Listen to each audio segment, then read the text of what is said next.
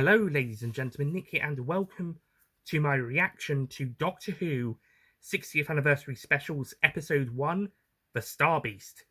At time of recording, it is 9 p.m., not a.m., 9 p.m. on Friday, the 1st of December, 2023. Happy December, everybody. So tomorrow is Episode 2, While Blue Yonders, broadcast day, 2nd of December. So how come it took me 6 bloody days to get round to doing this reaction, as opposed to doing it on Saturday 25th night or Sunday 26th? Time constraints. Also, I was going to do it both on Saturday night and also on Wednesday night, but I ended up not being able to. So let's hope this time's the charm. But yeah, so Doctor Who The Star Beast, the first of the 60th anniversary specials and the series 14/season 40 specials. I refuse to call it season 1 until it's officially advertised or named as such when we get there. Yeah, they've been saying it. They've been calling it season 1 by the production team. Have been calling it season 1, but I'm not going to call it season 1 or series 1 of the third era until it becomes official. Until then, I'm continuing to call it Series 14/season 40, and when it becomes official, it'll be like Season 1 again /Series 14/season 40. Or I might just call it Season 40 just to mess everybody about, because we're messing the number system again. That's a video topic in its own right. But for this particular video, we'll just focus on this for now. So the Star Beast. I haven't rewatched this episode since. I probably should go and see it later tonight, so I can help bump up the viewing figures for the 7 days. So I should probably do that. Yeah, but first viewing reactions was wow. This was really good. Really liked it. Really enjoyed it. It's a simple yet effective story, which most of the post generation stories, first stories for a Doctor, seem to do. Like Woman Who Fell to Earth did that. The 11th Hour did that. I suppose Deep Breath in a way, kind of in places. It was a bit bigger than the other ones. Then again, so was 11th Hour in places. Rose did that, of course, when it reintroduced the series. That one was a very much kind of a reintroduction to the universe one, and Christmas Invasion as well. So it's following the trends of a simple but effective story for the most parts.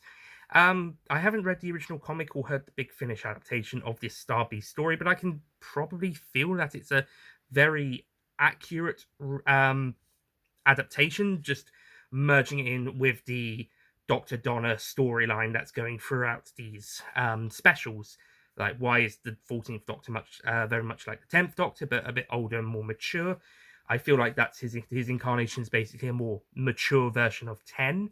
That's mainly thanks to living as the 11th, 12th, and 13th Doctors in between, having all of their experiences. But still much of the mannerisms of 10 in there. So it's kind of like a mature version of 10. And how it's all tying in with the reunion with Donna storyline. Sorry about that. I just had to flick a message and also turn off notifications. But yes, I feel like that's how we're going to see 14 as kind of like a more mature 10. He's still going to fall back into 10's characteristics, but he's a more mature version of 10 based on what's going on now and his experiences as Doctors 11, 12, and 13. So, yeah. And tying it in with the Donna stuff and how that's going to play in is going to be interesting. I also like Rose Noble, and it's interesting that we've got, I think, the first confirmed trans character in the show, not the franchise. Big Finish already tackled that milestone a few years back. And not the first trans actress, as she first appears in Series 9, albeit not in the best of roles. Sleep no more. Yeah, I think that was a casting oversight on that particular character for that episode. Basically, the trans actress was cast as a grunt character in that episode, more or less, which is yeah, for the first trans person to play a character in the show, that's the character they gave her. Yeah, bit of an oversight on the production team on that one. This time, however, it is key to Russell's story for the episode, and it rocks for the most part. Maybe it's a little bit on the nose towards the end, but you know what? Fuck it, trans rights, trans fucking rights, people, and you know, support it all the way. I got a badge from a charity shop that I used to work. I say work, volunteer at, that says I think it's equality is not a buzzword. Yeah, equality is not a buzzword. Too true. Too true. Although that charity shop was talking, it was for um, mental illness awareness and assistance. I'm trying to explain it the best way I can. Um, I think might be, yeah. Scope, go check it out. It's really good. It's a really great charity. Um, but yeah, equality is not a buzzword, and we should be seeing some more trans representation. And it's pissing off a lot of people. Oh well. Well, we'll just have to live with it, won't we? But yeah, maybe there's a little bit of on the nose stuff later on, but it works for the most parts. The only kind of thing I wasn't so keen on was how the whole meta crisis thing was resolved. Not Donna passing it down to her daughter, who is a trans character, and thus, because the doctor's male, female, both, and neither, etc. That kind of all works. It's how both Donna and Rose got rid of the meta crisis stuff afterwards. I suppose it's all to do with being a woman and just letting it all go, but it felt a bit anticlimactic in a way. It just they let it go, and it literally was let go. Okay, um, I'm sure there's a bit more to it, but they don't explain it. Or then again, I am a guy, so maybe I'm not getting it straight away. Um, but yeah, I feel like that could have been handled a little bit better, but the rest of the whole thing was handled pretty well. I love Beep the Meep. He is an absolute, or just the Meep in this version. I don't remember if they called him Beep the Meep in this version, but he's Beep the Meep in the other versions. In the original story, the Big Finish audio, and subsequent comic and audio returns that he's done. My first experience with him was a free Big Finish audio called The Ratings War, which saw the Sixth Doctor face up against him. I reviewed that as part of my free Big Finish audios review on the Universal's back all the way in 2018 when I first, that was one of those free audios were my introduction to Big Finish. Those 5 I talk about in that one. There's a few more freebies released since, but those first 5 in that video, including the Ratings War, were my ticket in to Big Finish. My main ticket in, or well, free tickets before the payment ones. And yeah, that Ratings War was my personal favorite of those. So yeah, Beep the Meep fucking rocks, and I'm so glad he's in the show. He's just the Meep in the show, as far as I'm aware. Maybe they'll call him Beep the Meep in a later appearance, but or maybe I just missed it because he's just referred to as the Meep. But yeah, he's great, or she, or it, or they, and voiced by Miriam Margolyes, who is bloody brilliant in the role. It's spoiler alert, but Beep in both the comics, in the audios, and in this episode are revealed and then are later subsequently seen as a baddie. They initially start off as pretending to be a innocent victim being chased by these alien creatures, but the alien creatures turn out to be like sort of alien police, a bit like the Jadoon. And Beep turns out to be a malicious, vicious, evil little bastard who wants to kill a lot of people and take over a lot. And that's the twist, the main twist of that comic, the audio adaptation, and this story. And subsequent stories would see Beep as the villain, in places attempting to act all nice and innocent to strangers, but the Doctor and those who know what they're like will see straight through the guys because they know what they're like now. The Ratings War is a brilliant example of that, as the Sixth Doctor encounters Beep pretty much doing exactly that.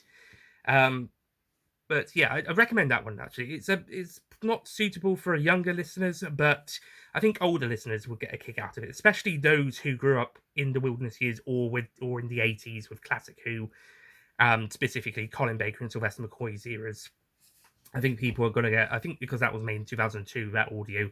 So I think a lot of people who grew up in the mid to late 80s and the 90s will get a kick out of that one, especially. Heck, I got a kick out of it back in 2018 when my 19-year-old me listened to it for the first time. Having recently finally finished Classic Who and was prepping for Series 11, having seen everything, including missing episode recons. Yeah, by that, I think, yeah, midsummer 2018, I was officially a completist in terms of the main television stories, including recons, and prepping for Series 11 at that point. So, yeah. If 19-year-old me, who became a fan in 2006 and had only just completed all of Doctor Who up to Twice Upon a Time by the summer of 2018 and prepping for the next new batch of stories that autumn, if 19-year-old me could get a kick out of that story, I'm pretty sure 80s and 90s Who fans will as well. I don't know about this story though. Depends on their views on trans rights. Hashtag trans rights. Hashtag. I don't know. I don't know how to do the hashtag in form. I don't know how they did on the Nostalgia Critic, the Wall review. How they did it so well. Hashtag. Trans rights. Trans rights rocks. Anyway, yeah, Beat the Meep was my favorite part, obviously. Or just the Meep, as they call him in this story. But I also really enjoyed the family stuff, as well as Donna and Rose. We also have Sean, who is just a delight. Like he's now just absolutely so much fun. He's so great. He was a hugely characterized character in the End of Time. He was kind of there. He was a nice guy, someone that we could be happy for Donna to marry. But this story, he's given so much more of a personality in only a few scenes as well. He is great. I really like him. Looking forward to seeing more of him in the Giggle. He's not likely to be in the next episode, outside maybe an end of episode cameo or start of episode cameo, or probably not even that. Maybe end of episode cameo. Same for Sylvia and Rose. But certainly, hopefully, we'll see more. Well, we should be seeing more of him in the Giggle. Sadly, he will only be in 2, maybe a little bit of a cameo at the end of the next episode, but otherwise only 2 episodes, which is a shame. But, you know, he's a really fun character. I like him. And Sylvie is great as well. We continue her character arc from Series 4. She had a bit of an arc as well, or at the very least, notable character points for Series 4 and the End of Time. And we carry on that. We didn't get to see Bernard Cribbins as Wilf, but he was mentioned, and we do know that Bernard Cribbins filmed scenes for the episodes before he passed away, so that could potentially be for the Giggle. Whether they'll kill him off in the Giggle or he'll die afterwards or not is yet to be seen. I have a feeling that if they didn't film a death scene for the character or say that, or a scene later on that say he had passed away, then I think we can treat it as like a Sarah Jane situation where we'll say the actor's gone, but the character's still knocking about for a little bit longer, like with Elizabeth Sladen passing away in 2011. But the character of Sarah Jane Smith was not officially confirmed to have passed away until, well, in that story taking place in 2020. Was it 2020? Yeah, it was not specifically said if it was COVID that took her. It could easily have been something else. My paternal grandmother died in 2020, but that was not due to COVID. It was due to a blockage, water blockage in her organs. So, yeah. By the way, I fucking miss Elizabeth Sladen.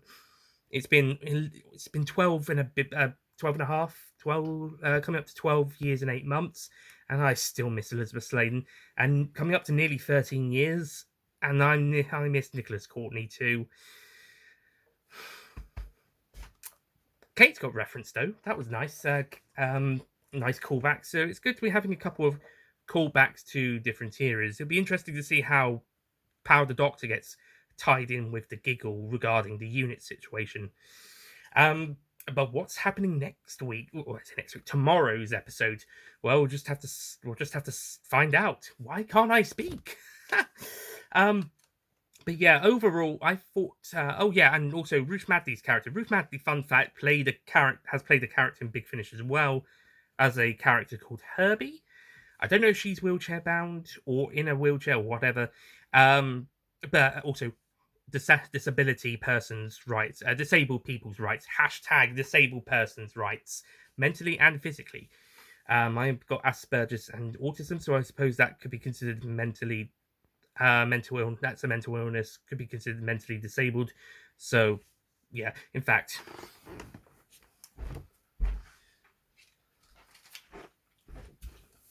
I think I shall wear this throughout the rest of the video for the support of my fellow mental awareness persons.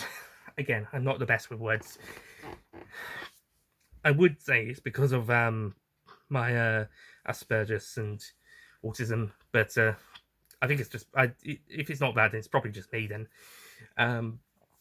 Anyway, so yeah, I thought her character was fine. There wasn't a huge amount to her, but she had a bit of a fun personality as well. And Ruth Maddey was really great in the role. I wasn't so hot on the unit soldiers this time around. There was this one scene where they threw a reporter into a van. I was like, this doesn't feel like the unit under Kate Stewart. This feels more like the unit.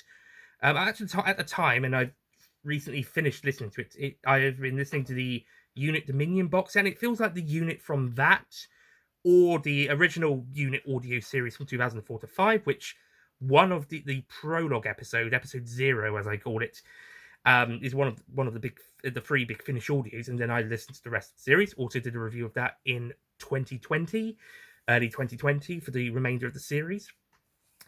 Or the unit that was seen in Torchwood's series 2 penultimate episode, where with Tosh's story in that one, the episode Fragments. So it felt more like the unit of the original and Dominion Big Finish audio series, or the Torchwood Fragments episode, or even just Torchwood in general, as opposed to the units that either Brigadier Lester Stewart or Kate Stewart are running, or even the one from Winifred Brambera's era.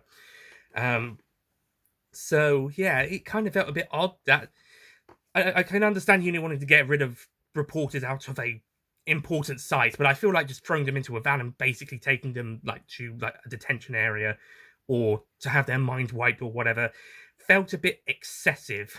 It's long gone are the days of Unit basically being a small military-esque intelligence force from the 70s and 80s, and now we're into the full might of a secondary army, so to speak.